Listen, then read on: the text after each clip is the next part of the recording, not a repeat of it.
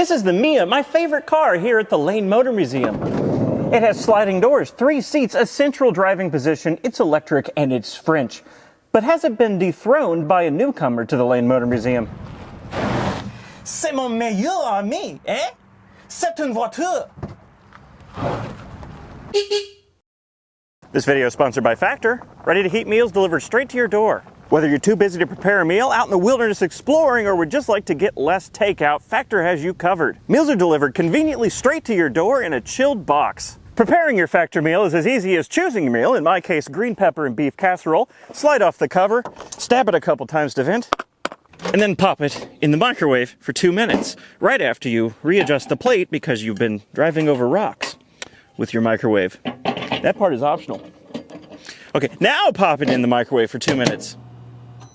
I usually go for the chef's choice meals, but there's also vegetarian, keto, and calorie smart options if that's what you prefer. They also have a selection of add-ons like their cold pressed juices or smoothies, which I forgot to bring out with me, and I'm now sad about it. Factor meals are always fresh, never frozen, and they're always delicious. If you want to try out Factor for yourself, go to factor75.com and use code AgingWheels50 at checkout for 50% off your first box. Say hello to the Citroën Ami. Ami, by the way, is French for friend, which is why I'm calling this Mon Ami. Ami is a revival of the classic Citroën Ami name, but this car shares nothing with the classic Ami other than the name. This is a French electric city car. Top speed is 45 kilometers per hour, which is 28 miles per hour. It's front-wheel drive and electric with a 6 kilowatt, that's 8 horsepower, electric motor up there. Put it in drive and go forward. Let's floor it. That's not bad, actually. This thing would be a blast to just blast around the city in. And only a 5.6 kilowatt hour lithium ion battery. The charge cable is right here, squirreled away in a little pocket behind the passenger side door. It's a Schuko plug, continental European plug, but with a US adapter on it. Citroën doesn't say what the power of the onboard charger is, but they do say the 0 to 100% charge time is 4 hours. Given this has a 5.6 kilowatt hour usable battery on board, that works out to an average speed of about 1.3 kilowatts. Claimed range is about 45 miles. The most notable feature of the Ami is its extreme attention to cost cutting. You may have already noticed the front and rear of the car, this panel down here, are exactly the same. The Ami is available in 3 colors. This one is orange. I bet you couldn't tell. That's, of course, not true. The only color you can get with an Ami is this blue-gray color. This is not paint, this is just the color of the plastic. When I say this car is orange, I'm referring to the accent colors like this cup holder, dashboard tray insert, and the wheels and the fabric door handle pulls and things like that. That's the orange bit. The other 2 color options are gray and blue. There is, oh my goodness, this is flexible. I didn't expect that. This is like a little Tykes car. In addition to the 3 color packs, there's also the Pop Pack, which adds a spoiler right here, which is exactly the right kind of goofy, and there's a beach buggy variant, which is tan and has no doors, and that's about it. It's a style package. Now they do make a cargo version of this with no passenger seat, instead it's just kind of open space over here. These panels forward and after the door are also identical side to side. You can see they meet here in the middle, as they do on the other side, and also the same side to side, the doors. And I do mean identical. This emblem is offset to one side and the hinge is on this side of the door, which means the driver's side door is a suicide door, but the passenger side door is not. Go. 25 kph. Can it one pedal down? It's pretty good range in. You know what? This would be a lot of fun around the city. This atrocious gap right here, I have to imagine, is also part of the cost-cutting measures. That is real bad. I've never seen panel alignment like this. I can see the panel misalignment from my mirror. The door pulls are fabric. This right here, you can see, is the outside door skin. There's nothing in between the outside door skin and the inside of the car. You just get a little net in each door for a pocket. And to open the door, you have a fabric pull strap on either side. On the passenger side, it's behind you because the door opens on the other side. One downside of the lovely orange trim in here is this only has 1100 Ks on it, and this door pull is already extremely grody, as is this one and the door handle releases here. Maybe they should not be trimmed in orange. These dash inserts are hilarious to me because they're just sitting there. There's nothing attaching these. So if you put a drink in this cup holder, there's a very strong chance it could come flying forward towards you or fly the other way.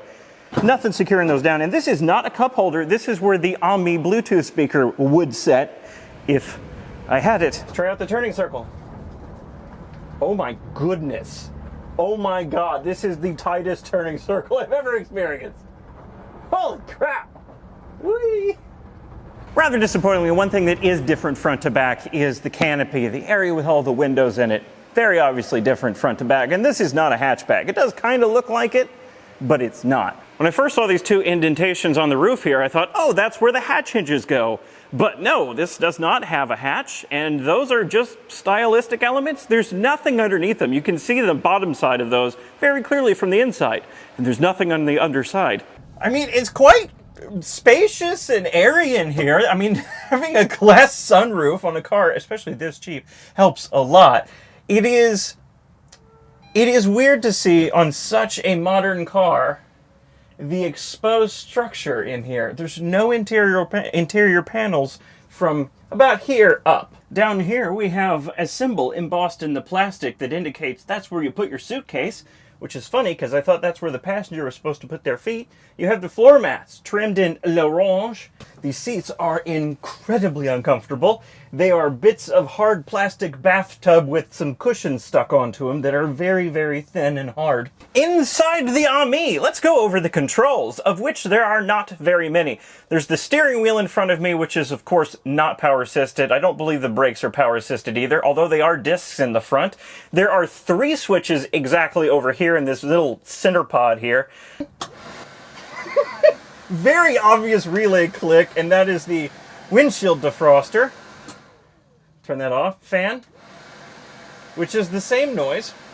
Hazard switch.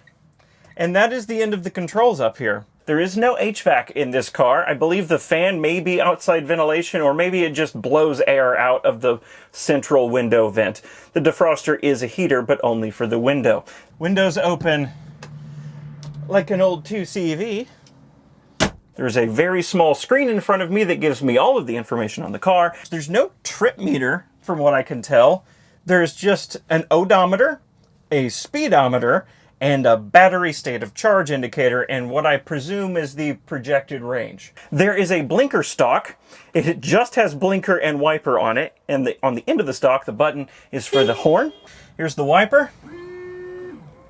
That is adorable and also mostly useless. In front of the passenger side there is no wiping action happening.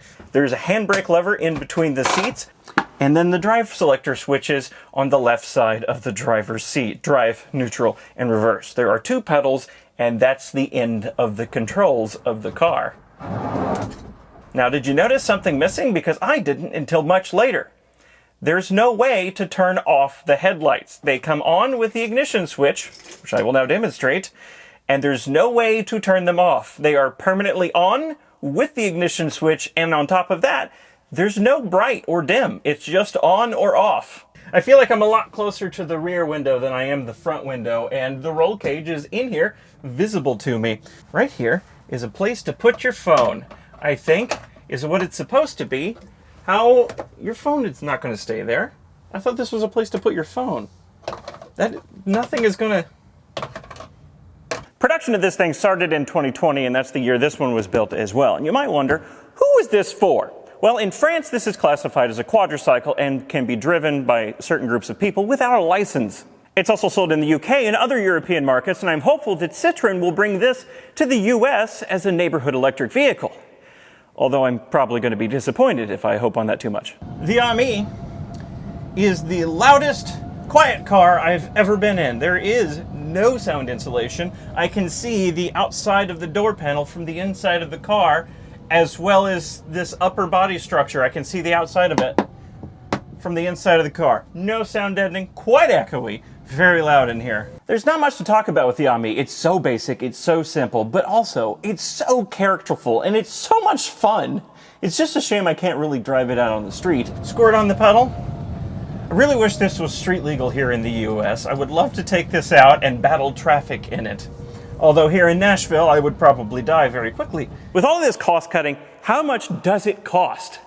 Well, in the UK, this is for sale for the equivalent of $10,000, which I don't know about you, but I actually kind of thought that sounded a little bit high.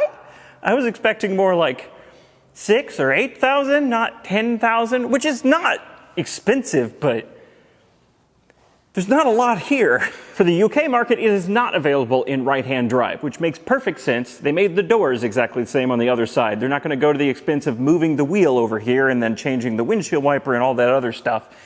It stays left-hand drive for all markets.